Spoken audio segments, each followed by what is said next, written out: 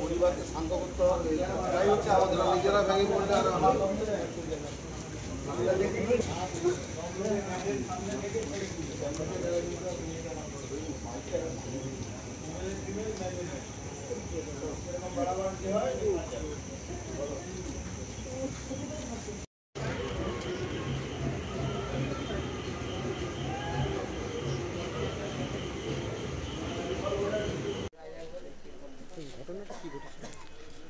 ঘটনা দুটো ছেলে কিশোর চকে বাড়ি মান্নাদের, ওরা বিকেল 5টা নাগাদ বাড়ি থেকে বেরিয়েছে বলাইপন্ডা যাবে বলে।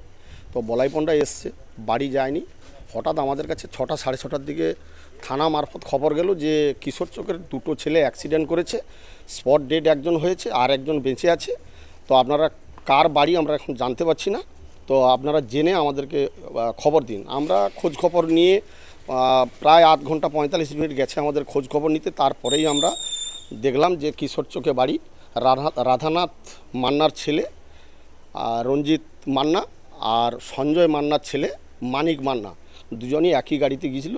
ওরা গাড়ি অ্যাক্সিডেন্ট করে একজন মানিক মান্না স্পটেই ডেথ, আর রঞ্জিত মান্নাকে হসপিটালে যখন নিয়ে আসে তখন বেঁচে ছিলেন, 10-15 মিনিট জোর বেঁচে ছিলেন, তারপরে ডেথ হয়েছে।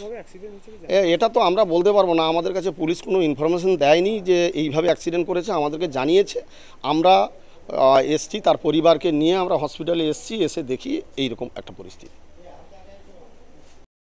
যে কোনো অনুষ্ঠানে রনপা, কার্টুন, আদিবাসী নৃত্য, ছৌ নাচ, গলফা নাচ, মিলিটারি ব্যান্ড, ঢাক, বেঞ্জো পার্টি, বাউল, খোল, পাঞ্জাবি নাচ, জাগলিং, মহিলা ব্যান্ড ও মহিলা ঢাক ইত্যাদি পাওয়ার জন্য আজই যোগাযোগ করুন গুরুপদমণি, মাধবচক, ময়না, পূর্ব মেদিনীপুর।